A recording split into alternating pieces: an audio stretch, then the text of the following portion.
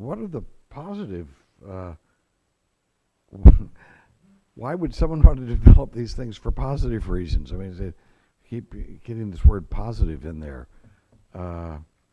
Is there a development of a chemical biological agent for something other than hurting somebody and killing people?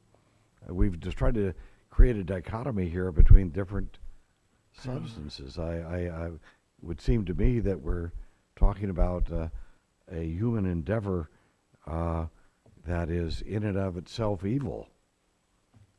Pathogens are studied by legitimate scientists in order to find cures for diseases, to develop antivirals and antibiotics. And so it's this thin area of what's a good medical use and where has this knowledge been distorted and used for military purposes. Correct me if I'm wrong, but that would be a very limited, very small operation as compared to something where you're trying to create a weapon system. And that's the scale that Dr. That's Franz referred to. Minuscule compared to major production. I've been upstairs in Obelinsk as well, and it hit me across the face that this was no legitimate pharmaceutical activity because of the scale of the high containment area there.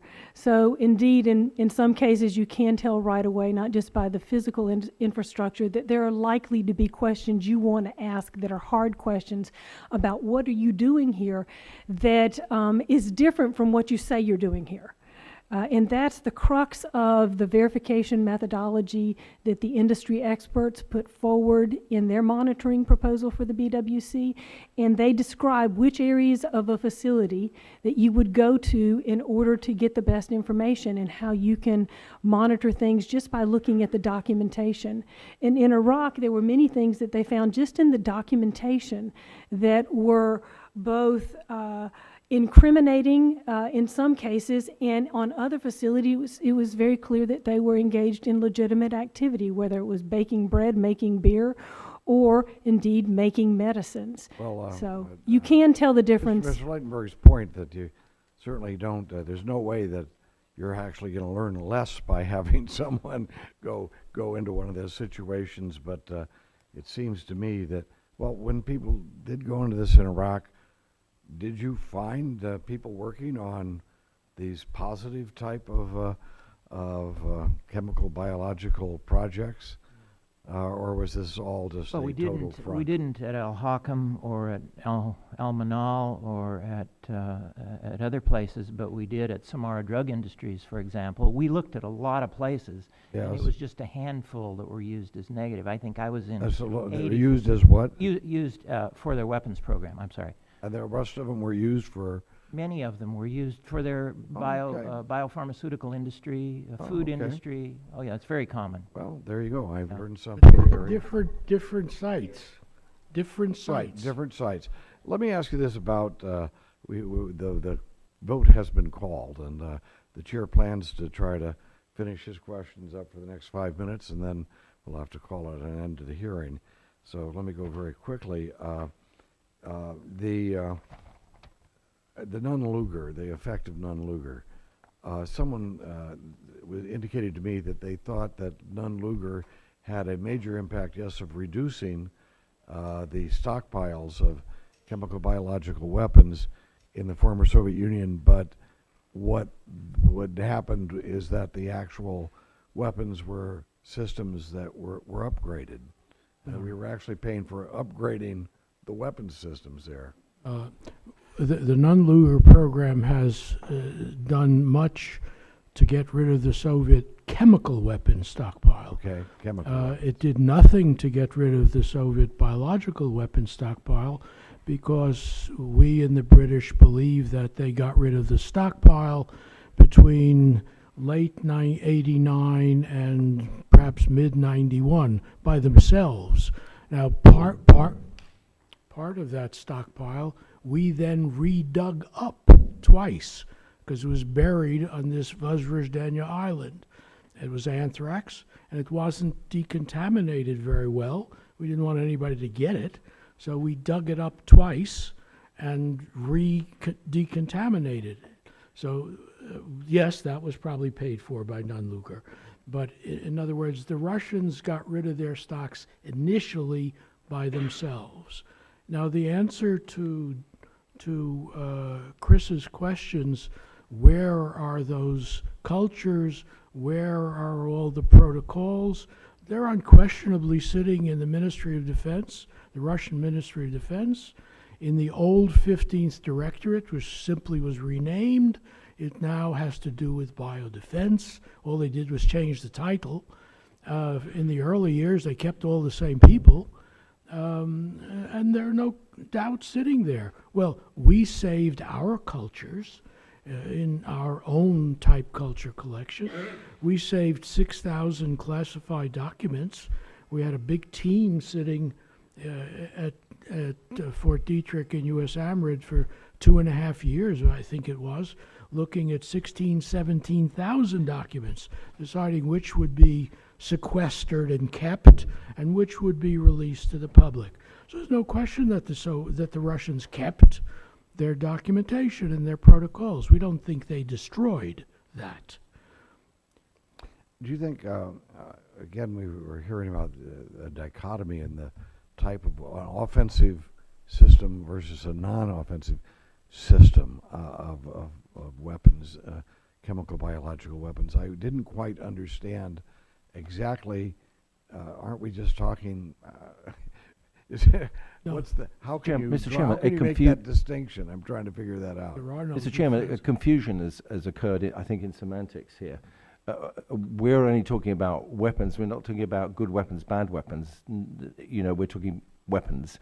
And I think somewhere along this line there was used the word positive, negative. The positive things were about the use of biology for all the things that we use it for today. You know, illness treatment, et cetera, antibiotics, all those kinds of things. Molecular biology. That's one side. You know, that's the plus biology side. Negative biology side is what you do with it to make weapons. I would just say that I'd like to just add in quickly here, following the comments that have been made, is, you know, when you look at verification, you look at biological weapons, you're not talking about a single process, if you like. The process of production has changed enormously. I was the first man into Obelensk, okay, in January 1991, and it's a massive facility. You know, I was the guy inside the explosive chamber with the incident and all the rest of it. So, and we had a bag full of intelligence to go in with. We knew exactly, you know, we knew the background, etc. Today, if you look at what's happening in the biotech industry, you can do what you did with something the size of this room, with something much, much smaller. And that's where so many things on the production side have gone, okay, your signature, what looks bad, what could be done with a small amount of material. The second thing is, the other side of weapons is that, you know, it's no good having, you know, 5 liters of material. You actually have to disseminate that material in an effective fashion. Mm-hmm. That's where technique, technology, understanding occurs, and to make, you know, biological agents into weapons. Well, the points you've been made earlier about the difference between a site that is involved with inventing and developing a system versus a site that would be producing enough for a utilization as a weapon. Just one last point here then. Apparently it looks like the United States went into this sincerely with an idea of trying to bring down the level of the threat of use of some sort of chemical biological agent on human beings, and that threat that it posed to all of humankind. And we stopped our production. The Soviets did not. What then became Russia.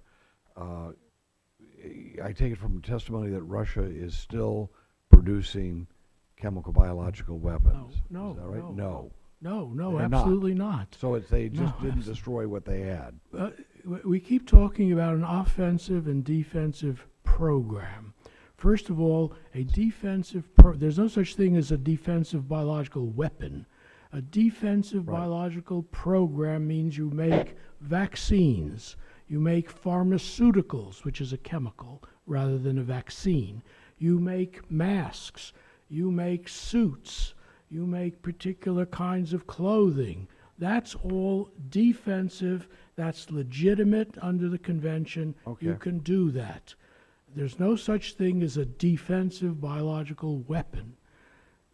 Right. I forget now what the other part of the question was at the All right. very end. Well, listen, I'm going to give each of you 30 seconds to summarize, because then we have to What go was the vote. Actually, 64 billion, and whether that's being well spent. Okay, yes, we, Including that, the $64 billion, if that's well spent. Oh, yes, producing, you got 30 seconds just to tell me whether or not you think this program has been a plus, a minus, or what? You've got 30 seconds each, because then we got to go vote. I'm sorry. The Cooperative Threat Reduction Program has been a tremendous plus for U.S. and international security, not only because they dismantled actual weapons systems, nuclear and chemical weapons at Shusha, but because we went in with grant assistance for the former Soviet chemical, biological, and nuclear weapons at a point at which they were under or unemployed, and we kept them gainfully employed so Thanks they for making wouldn't that share point. goodies. Good point. Yes, sir. I've been actively involved in the non-Lugar program since the beginning, and I'm, as you can tell from my testimony, I'm a real supporter of the people-to-people engagement. And I have close friends in Russia. I have close friends around the world some of whom have worked in weapons programs in the past, who no longer work in weapons programs. And I believe, because it's very difficult I think it's a lot different to send in an inspector to prove or disprove that there's a weapons program in an organization or in a country than it is to make friends in that country and learn to know them well and even build trusted relationships. Friendship. The program's a success, but its friendship's even better. Yes, sir, Mr. Davis, Dr. Davis. I managed a contract under CTR with Russia for a number of years. People on the ground doing the work. I thought it was an excellent program. I'll make my final remark. The elephant's still in the room. Okay. Three answers to your question. Russia is not producing chemical weapons, at least we don't think so. Under the OPCW, both the United States and Russia have now for 20 years been destroying their existing chemical weapon stocks. We're down to our last 7 or 10%. The Russians are about down to the last 15, 20%. That's chemical weapons. Biological weapons, to the best of my knowledge, the U.S. government does not believe the Soviet Union is producing biological weapons. We are suspicious that they may be maintaining an offensive program in those 3 Ministry of Defense facilities, but we have no way to know. And we should demand to see those facilities.